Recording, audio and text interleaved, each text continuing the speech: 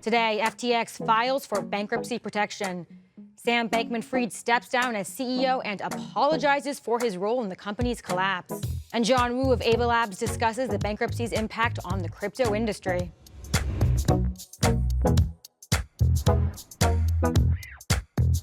Welcome to CNBC's Crypto World. I'm Pippa Stevens. Digital currencies taking yet another hit as the fallout from FTX continues. Bitcoin fell just a little more than 4% by noon Eastern. Ether dropped around 4% as well, and Solana dropped 6%. That recent trend of stability in crypto markets is all but gone. In the past week, Bitcoin tanked more than 19%, and Ether plunged more than 22%. The demise of FTX is the biggest shock to crypto markets since Terra's crash earlier this year. No one's quite sure how long this volatility will last or how many other businesses will be hurt from FTX's downfall. Many experts and analysts are bracing for new lows. Fundstrat, for example, says the price of Bitcoin could be cut in half to 10K in a worst-case scenario.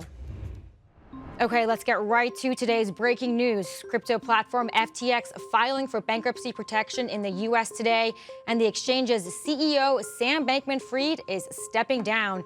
In a statement posted on Twitter this morning, FTX said Bankman-Fried resigned from his position, but would stay with the company to help with the transition. John Ray III, who previously held top executive roles at several companies, including Enron, has been tapped as the new CEO. In the statement, Ray said, quote, "The immediate relief of Chapter 11 is appropriate to provide the FTX group the opportunity to assess its situation and develop a process to maximize recoveries for stakeholders." The development marks a dramatic shift for the crypto exchange, which was considered a trusted platform just a week ago and was valued at $32 billion earlier this year. FTX says the company will now begin a process to review and monetize assets for global stakeholders. SBF took to Twitter this morning to apologize yet again. He wrote that he is piecing together all of the details, but was shocked to see things unravel the way they did earlier this week. Meantime, the SEC is reportedly investigating SBF for potential violations of securities rules. Citing a person familiar with the matter, Bloomberg reported that the move signifies a deeper probe into his crumbling crypto empire. The outlet reported FTX, its American platform, as well as SBF's trading house Alameda Research, are already under SEC investigation. The Justice Department is also reportedly looking into the situation. We reached out to the DOJ for confirmation, but as of noon Eastern, we hadn't yet heard back. SEC Chair Gary Gensler told CNBC's Squawk Box on Thursday that he can't speak about any possible investigations, but he did talk about what this means for customers. When you mix together a bunch of customer money, non-disclosure, and leverage, borrowing against it, and inside, these companies trading, investors get hurt. Of course, customers are wondering if they will be able to get their money back from what was once considered one of the biggest players in the industry. But right now, no one knows. Finally, Justin Sun, who's the founder of the Tron token, says he's prepared to provide FTX with billions in aid to show unity in the crypto industry. That's according to a Bloomberg reporter who interviewed the Chinese-born businessman this morning and added that the funding is subject to due diligence. We told you yesterday that hours after Binance pulled the plug on a potential deal to acquire FTX, Sun tweeted that he was, quote, putting together a solution to initiate a pathway forward. Yesterday, FTX tweeted that it had reached an agreement with Tron to establish a special facility to allow holders of TRX, the native token of the Tron network, BTT, and other tokens to swap assets from FTX to external wallets. Sun tweeted that the move is a, quote, small step for the stability of the crypto industry and a, quote, big step for FTX and Tron users. Bankman-Fried tweeted that he hopes this is just the first step in beginning to find ways to bring liquidity to users. Regulators froze some assets of FTX, and industry peers rushed to limit losses today as solvency problems got worse. Citing a source who has direct knowledge of the matter, Reuters reported that SBF talked about raising $1 billion each from Sun, stablecoin platform Tether, and rival exchange OKX. On CNBC's Tech Check today, Lennox Lay, the managing director of OKX, confirmed that FTX had asked his company for billions of dollars on November 8th. In light of the bankruptcy announcement, Crypto World's Talia Kaplan spoke with Ava Labs president John Wu about what this means for regulation and the crypto industry as a whole. Today, we learned of another big development as FTX filed for bankruptcy in the U.S. and SBF, who was once considered the so-called white knight for the crypto industry, stepped down.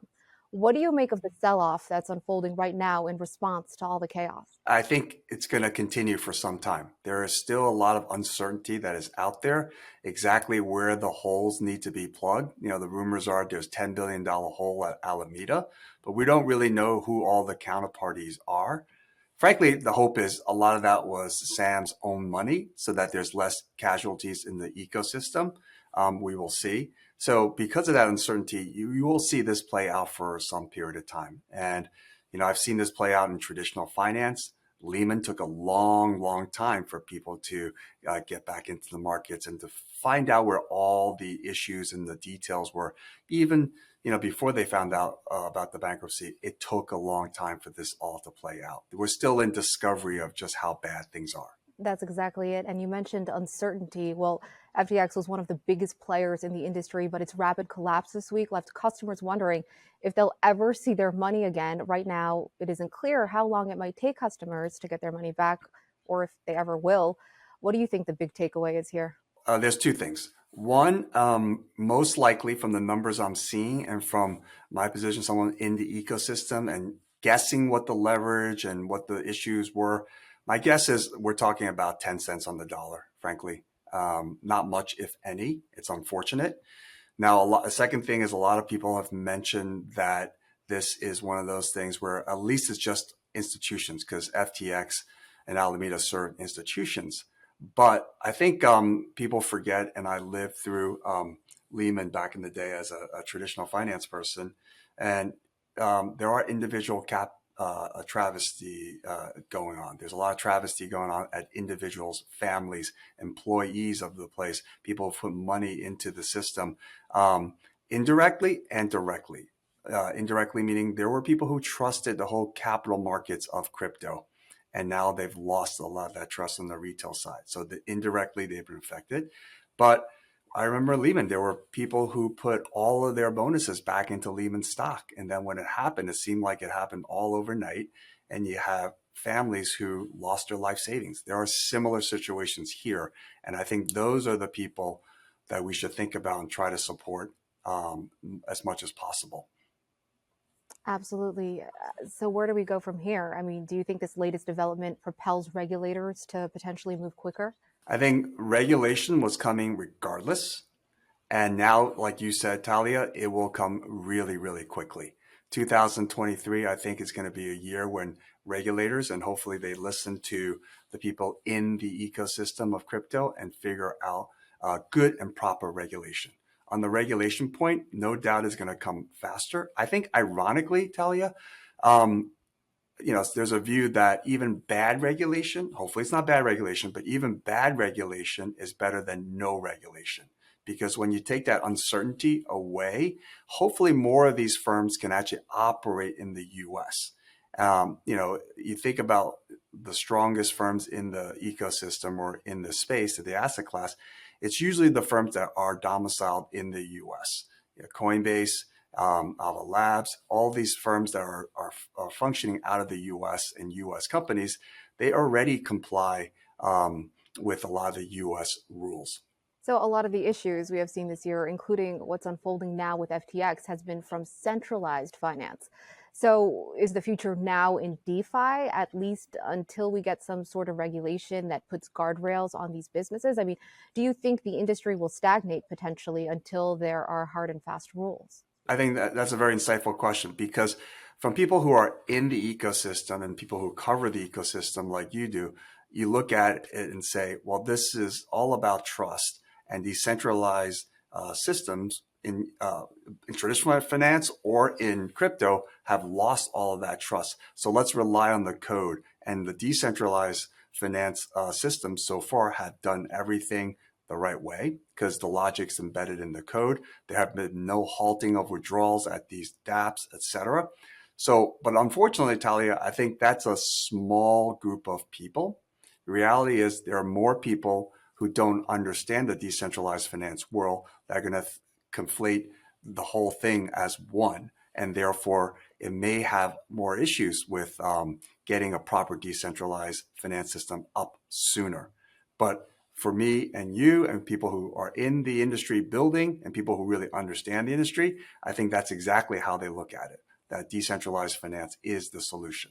So you already touched on this, but you're now the president of Ava Labs, but you come from traditional finance. And in 2008, during the financial crisis, you were a portfolio manager at Kingdon Capital.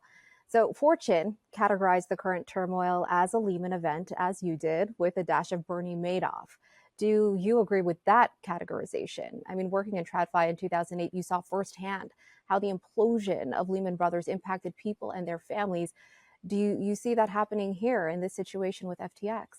I think they did a good way of characterizing it, because if you look at the underlying reasons for this, when you're talking about lack of transparency, rehypothecation of assets inappropriately, leverage in the system, all of those things, bad price discovery on illiquid stuff, all of those things is a combination of what we're seeing today with the situation with FTX and Alameda. So that is actually a good way to describe what's happening here.